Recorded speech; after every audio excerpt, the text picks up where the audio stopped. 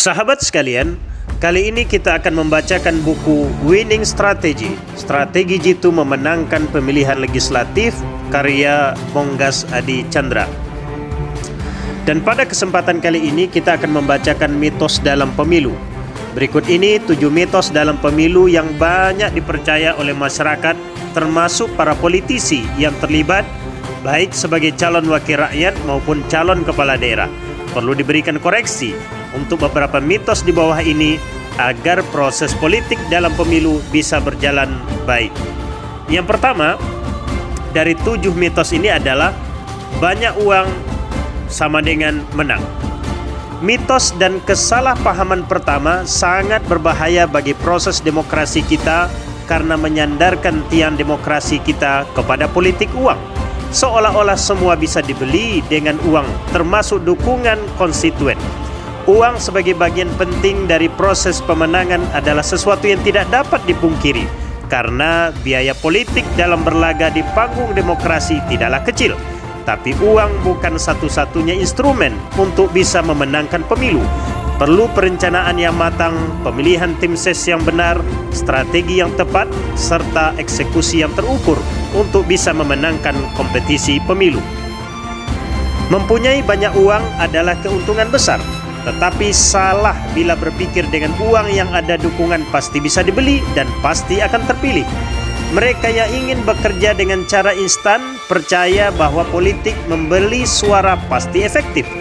Mereka kemudian tidak melakukan kerja politik yang seharusnya dilakukan dan hanya bergerak di bulan bahkan minggu terakhir saja.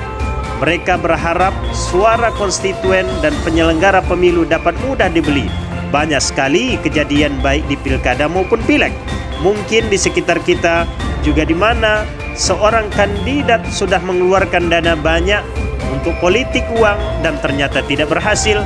Menjadi politisi yang baik bukan dilewati dengan proses instan, melainkan proses yang panjang, seperti menyambangi konstituen, memperkenalkan diri secara langsung, mendengarkan aspirasi secara tulus untuk memenangkan hati dan pikiran mereka. Percaya dengan praktik pembelian suara bukan saja menjauhkan posisi politisi dari konstituennya, tetapi juga memberikan contoh yang buruk bahwa semua proses politik seperti sebuah proses dagang tanpa melibatkan etika politik. Lebih parah lagi, bila proses jual beli suara ini terbukti, bukan hanya kemenangan tersebut dapat dibatalkan, tetapi pelakunya juga dapat dijerat pasal pidana yang bisa berakhir di hotel rodeo. Mereka yang sudah mengeluarkan uang banyak dengan cara politik uang cenderung untuk melakukan korupsi bila sudah menjabat, karena mereka menginginkan kembalinya dana yang sudah dikeluarkan. Untuk masyarakat yang menjadi objek dari politik uang, juga mesti muncul kesadaran bahwa menerima politik uang berarti memberikan kesempatan kepada calon koruptor untuk terpilih. Masyarakat juga mesti diedukasi untuk memilih wakil dan pemimpin terbaik karena jejak rekam mereka, visi misi dan program kerja mereka.